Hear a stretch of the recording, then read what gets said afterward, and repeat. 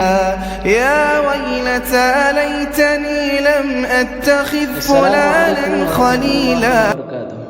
الحمد لله رب العالمين والصلاة والسلام على رسوله الكريم أما بعد فأعوذ بالله من الشيطان الرجيم بسم الله الرحمن الرحيم أيحسب الإنسان أن لن نجمع عظاما بلى قادرين على أن نسوي بنانا.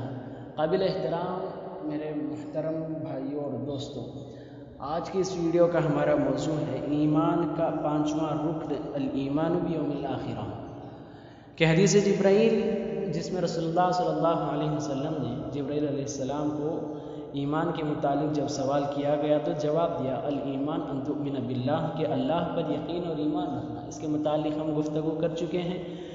الایمان باللہ ان تؤمن باللہ و ملائکتہ اور فرشتوں پر ایمان، تو یہ بھی ہمارا ویڈیو گزر چکا ہے.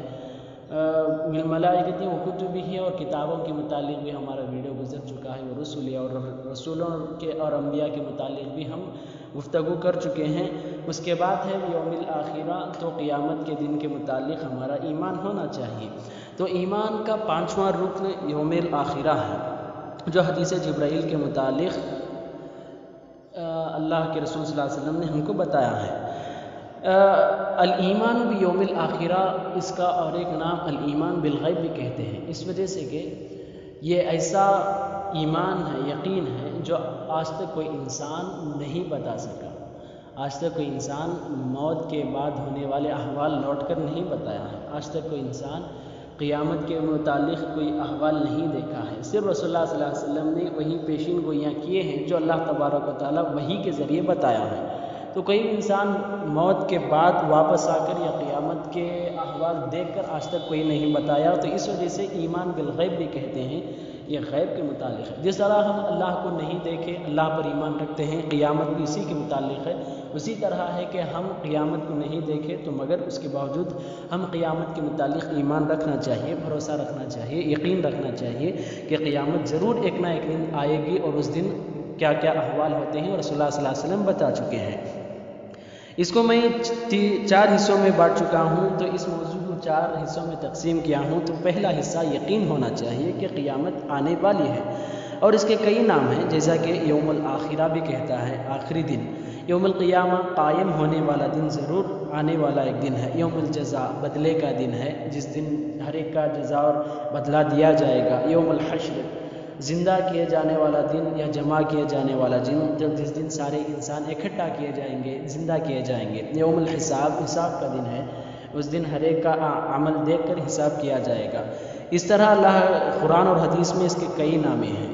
اور اللہ تبارک و تعالیٰ سورۃ القیامہ میں بھی کہا ہے کہ ایحسب الانسان ان لن نجمع عظاما، کیا انسان یہ بات سمجھتا ہے، انسان یہ گمان کرتا ہے کہ ہم اس کے ہڈیاں نہیں جمع کر سکیں گے. بلا قادرین، کیوں نہیں، ضرور ہم اس بات کی قدرت رکھتے ہیں کہ اس کے فنگر پرنٹس بھی جمع کریں گے. اس کی انگلیوں کے جو تار ہوتے ہیں، جو انگلیوں کے باریک لکیر ہوتے ہیں، اس کو بھی اللہ تبارک و تعالیٰ جمع کریں گے. تو اللہ اتنی قدرت رکھنے والے ہیں. تو ہمارا یقین ہونا چاہیے قیامت کے دن اللہ تبارک و تعالیٰ پھر زندہ کرے گا. اور ہمارا یقین ہونا چاہیے کہ قیامت کے دن حوض کوثر ہے جو رسول اللہ صلی اللہ علیہ وسلم اپنی امتیوں کو، جنتیوں کو حوض کوثر کا پانی پلائیں گے. اور حوض کوثر جنت کی نہروں میں سے ایک نہر ہے جس کو اللہ تبارک و تعالیٰ آپ صلی اللہ علیہ وسلم کو تحفے کے طور پر دے گا. اور ہمارا یقین ہونا چاہیے کہ پل صراط ایک چیز ہے جو بہت باریک چیز ہے، جس کے بارے میں بتایا جائے، حدیث میں بتایا گیا کہ جنتی جس سے بہت ہی جلد گزر جائیں گے اور جہنمی جس سے گر کر جہنم میں پڑ جائیں گے. اور ہمارا یقین ہونا چاہیے کہ قیامت کے دن شفاعت اور سفارش ہوگی، تو صرف رسول اللہ صلی اللہ علیہ وسلم کی سفارش اور شفاعت ہوگی. اس کے علاوہ نہ کوئی نبی اور نہ کوئی رسول، نہ کوئی ولی، نہ کوئی صحابی اور نہ ہی کوئی امام اللہ کے سامنے سفارش کر سکتا ہے. صرف اور صرف رسول اللہ محمد صلی اللہ علیہ وسلم ہی سفارش کر سکتے ہیں. اس کا یقین ہونا چاہیے. اور ہمارا یقین ہونا چاہیے کہ جنت ہے اور جہنم ہے. جو نیک عمل کرے گا وہ جنت جائے گا اور جو برا عمل کرے گا وہ جہنم جائے گا. اس بات کا ہم کو مضبوط یقین ہونا چاہیے. اسی طرح ہمارے اس موضوع کا دوسرا حصہ ہے احوال القیامہ، کہ قیامت کے دن جو بھی احوال ہونے والے ہیں اس پر ہمارا مضبوط ہونا چاہیے کہ کیا احوال ہوں گے۔ رسول اللہ صلی اللہ علیہ وسلم نے حدیث کے ذریعے بتا چکے ہیں کہ البعث، ہر انسان پھر مرنے کے بعد زندہ کیا جائے گا۔ تو ہر انسان کو جی اٹھنے کا، مر اٹھنے کا یہ مضبوط یقین ہونا چاہیے کہ ہم ضرور پھر زندہ کیے جائیں گے اور رب العالمین کے پاس جانا ہوگا۔ اس کے بعد رسول اللہ صلی اللہ علیہ وسلم نے بتایا کہ مرحلۃ الانتظار کے ہر انسان اٹھنے کے بعد حشر کے میدان کی طرف دوڑے گا اور وہاں پر انتظار کریں گے، تو اللہ تبارک و تعالیٰ کا نزول ہوگا، اللہ تبارک و تعالیٰ کا عرش زمین پر اترے گا، تو اس بات کا یقین ہونا چاہیے۔ اس کے بعد رسول اللہ صلی اللہ علیہ وسلم حدیث میں بتائے ہیں کہ مرحلۃ الحساب، اس کے بعد اللہ تبارک و تعالیٰ ہر ایک کے ساتھ الگ کے ساتھ انفرادی طور پر سب کا حساب لے گا، تو ہمارا اس بات پر ڈر ہونا چاہیے، یقین ہونا چاہیے کہ ضرور ہمارا بھی حساب ہونے والا ہے۔ اس کے بعد البعث، الحشر، الصحف کے ہمارے جو بھی اعمال ہیں وہ ہمارے ہاتھوں میں دے دیے جائیں گے کہ نیک اعمال سیدھے ہاتھوں میں اور برے گناہ، برے اعمال ہمارے دامیں ہاتھ میں دیے جائیں گے، بائیں ہاتھ میں دیے جائیں گے۔ تو اس وجہ سے ہمارا یقین ہونا چاہیے کہ اعمال قیامت کے دن سب کے سامنے ظاہر ہو جائیں گے، اور جو جنتی ہیں وہ جنت کا سرٹیفکیٹ لے کر خوش ہوگا، اور جو جہنمی ہے وہ بہت ہی ناراض اور بہت ہی نقصان میں ہوگا۔ اس بات کا یقین رکھنا چاہیے، حساب ہوگا، اس بات کا یقین رکھنا چاہیے۔ اور المیزان، جو رسول اللہ صلی اللہ علیہ وسلم نے بہت ہی واضح طور پر کہا ہے کہ سورۃ الرحمن میں بھی اللہ تبارک و تعالیٰ نے کہا ہے کہ اللہ تبارک و تعالیٰ میزان رکھا ہے جس میں اللہ تبارک و تعالیٰ نیک اعمال اور بد اعمال کو تولے گا، وزن کرے گا، اس کے بعد انسان کا فیصلہ ہوگا کہ وہ جنتی ہے اور جہنمی ہے۔ اس کے بعد اللہ کے رسول صلی اللہ علیہ وسلم نے مرحلۃ الدخول کے بارے میں کہا کہ جو نیک ہوں گے، جنتی ہوں گے، وہ جنت میں بہت جلد چلے جائیں گے، اور جو برے ہوں گے، گنہگار ہوں گے، وہ جہنم میں جائیں گے۔ اب جہنم میں بعض لوگ ہمیشہ کے لیے رہیں گے اور بعض لوگ پھر جنت کو لوٹا دیے جائیں گے۔ یہ تمام وہ احوال ہیں جو رسول اللہ صلی اللہ علیہ وسلم نے احادیث کے ذریعے بتا چکے ہیں، تو ہم ان احوال پر مضبوط یقین رکھنا چاہیے۔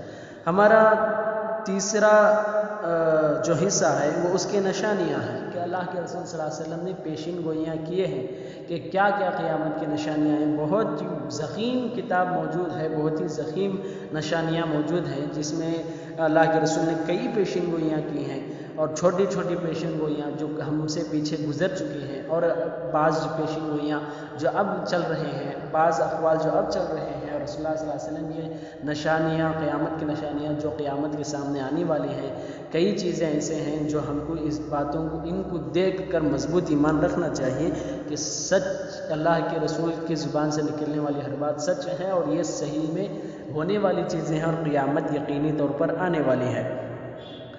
اس کے بعد ہمارا اس موضوع کا چوتھا حصہ ہے العلم، کہ قیامت کا علم کس کو ہے۔ تو قیامت کا علم صرف اور صرف رب العالمین کو ہے، اس کے علاوہ کسی بھی آدمی کو یا کسی بھی نبی یا کسی رسول کو یا کسی ولی کو تک بھی، یہ سائنس کو تو دور کی بات ہے، تو بڑے بڑے لوگوں تک بھی اس بات کو نہیں جانتے، صرف اور صرف اللہ جانتا ہے۔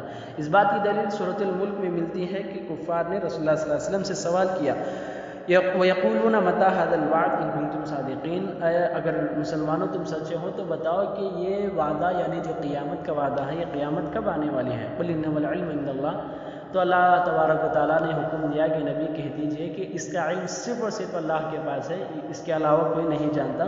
تو اللہ تبارک و تعالیٰ کے پاس ہی قیامت کا علم ہے، یہ بات یقین رکھنا چاہیے۔ قیامت کے متعلق ہمارے مضبوط ایمان ہونا چاہیے۔ یہ وہ چند معلومات ہیں جو ایمان بھی یوم الآخرہ کے قیامت کے متعلق ہمارا ایمان کیا ہونا چاہیے۔ تو ان باتوں کو یاد رکھیں کہ ہم قیامت کے بارے میں، اس کے حوال اور اس کا علم اور اس کے نشانیوں کے متعلق مضبوط ایمان رکھیں۔ اس بات کو خود سمجھیں اور دوسروں کو سمجھانے اور دوسروں تک پھیلانے کی کوشش کریں۔ اللہ سے دعا ہے کہ اللہ تعالی ہم سب کو قیامت کے دن سب کو جنت نصیب فرمائے، آمین۔ السلام علیکم ورحمۃ اللہ وبرکاتہ۔